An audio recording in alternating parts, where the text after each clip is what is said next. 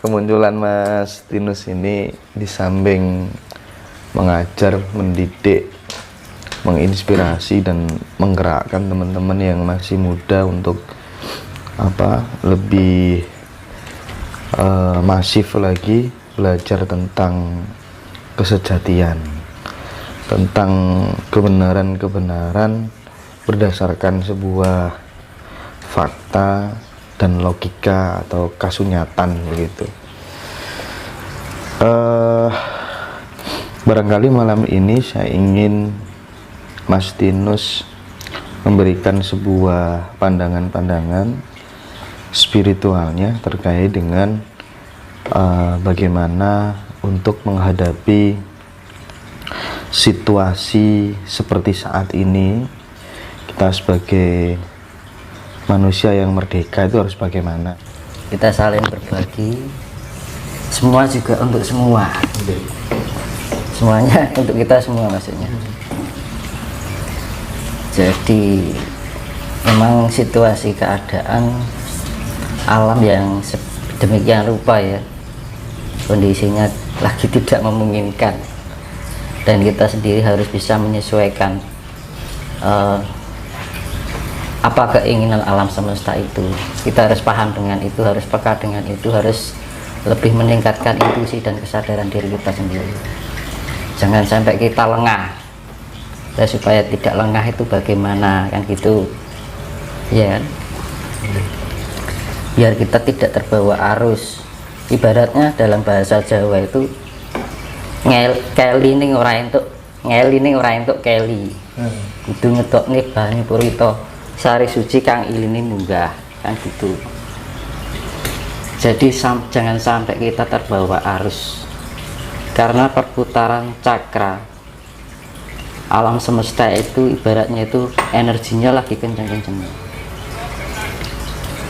Karena kalau dari apa yang saya rasakan kan akan ada transisi perpindahan zaman, dan setiap zaman dahulu sampai sekarang itu transisi selalu ada, dan setiap perpindahan zaman itu selalu diakhiri dengan bencana yang maha dahsyat.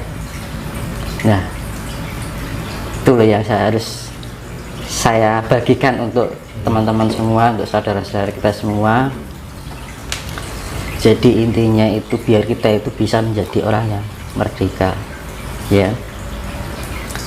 Kalau kita udah jadi bisa orang yang merdeka kan enak gitu loh. Jadi tujuannya ini kan yang namanya, ini bukan suatu ramalan ya, tapi suatu kepekaan rasa. Kalau orang Jawa dahulu itu ada sesuatu yang akan terjadi itu ada feeling gitu ya. Jadi kita harus peka dengan itu, jangan sampai kita lengah, dan kita harus di dalam kehidupan sehari-hari itu harus tetap jeli dengan sikap dan perilaku kita, perbuatan kita, ucapan kita, rasa kita, pikiran kita. Karena gini, dengan perputaran energi cakra yang begitu besar ini, kan perpindahan transisi kan energinya sangat luar biasa. Itu akan sangat mempengaruhi jiwa emosional. Nah, emosional itu akan mempengaruhi sifat-sifat negatif yang tertanam di dalam raga kita, ego yang utama. Nah itu, jadi dari sifat-sifat itu menjauhkan kita dari sifat AC. Jangan sampai kita kehilangan kasih sayang, nah gitu.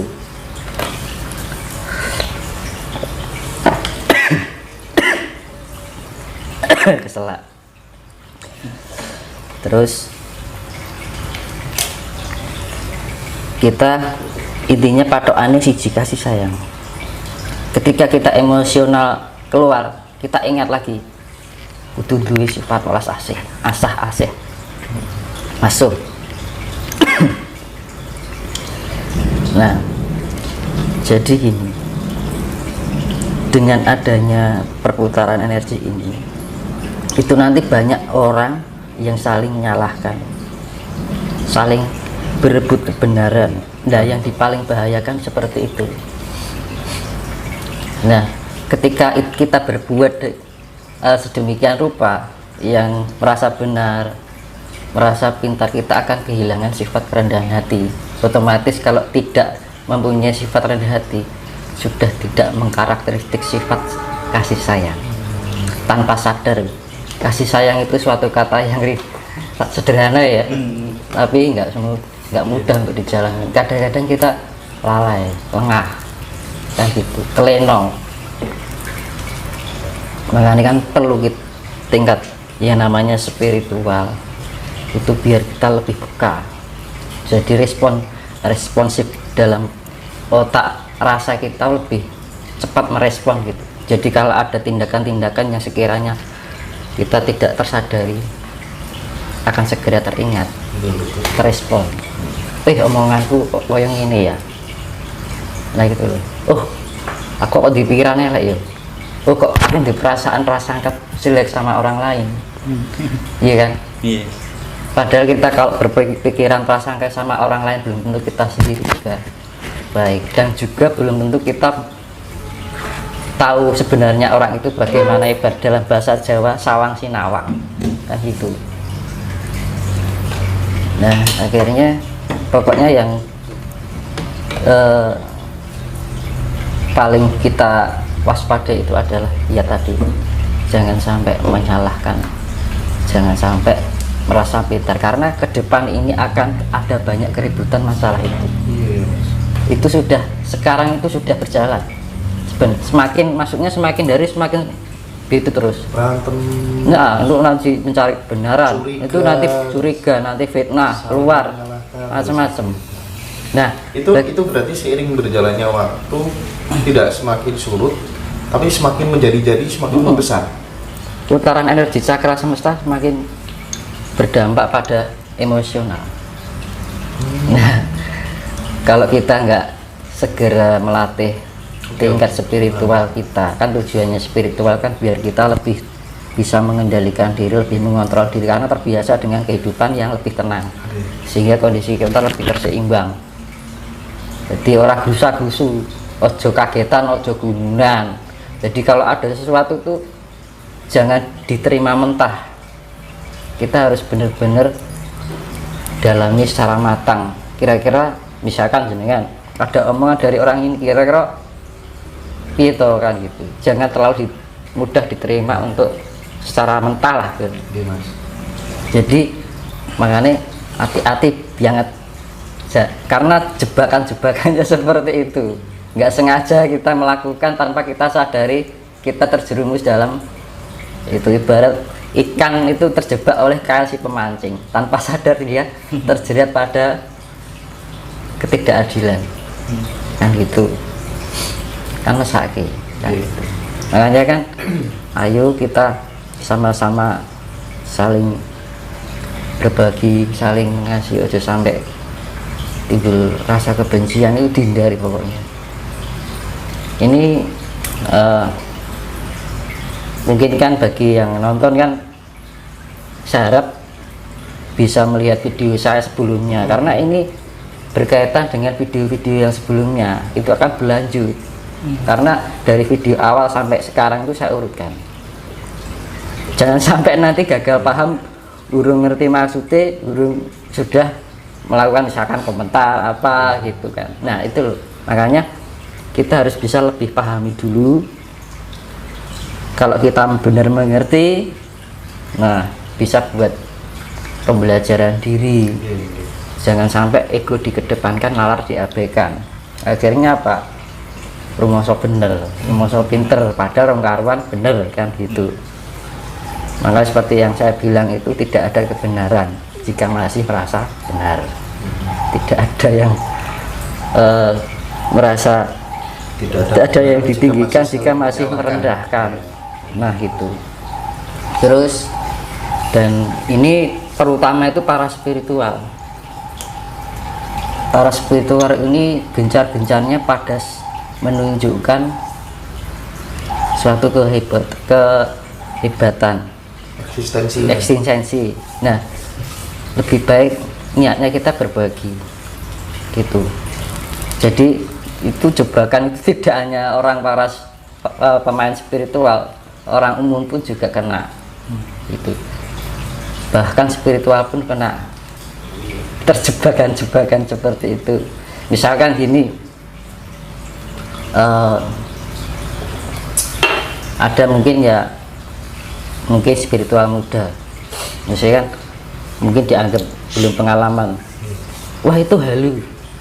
Nah itu nggak perlu, karena apa tahu halusinasi itu setiap orang pasti mengalami halusinasi. Gitu. Tujuannya halusinasi apa?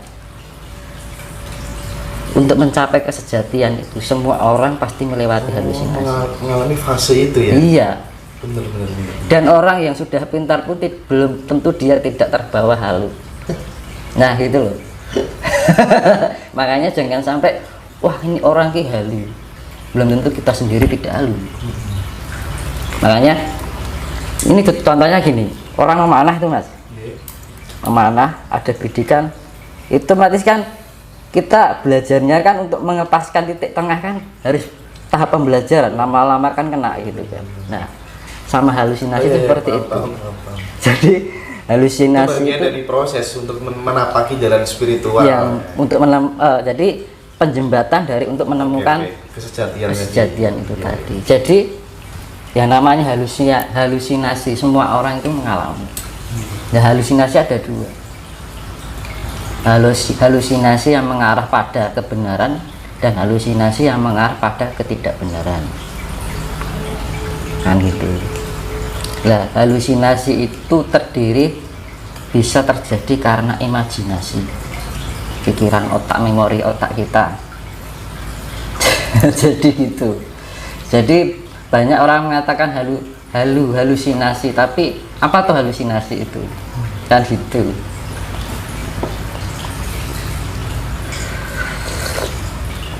Jadi setiap orang pasti mengalami yang namanya halusinasi. Jadi kalau kita melihat orang seperti itu, action yang kita lakukan adalah kita mengarahkan, misalkan bagi yang sudah tahu ya, misalkan contohnya gini, mas kayak orang latihan panas itu kan, ini caranya begini loh biar pas. Nah gitu, sifatnya jangan disalahkan atau direndahkan. Nah jebakan-jebakan yang seperti itulah yang akan menjauhkan kayak kita dari sifat welas asih.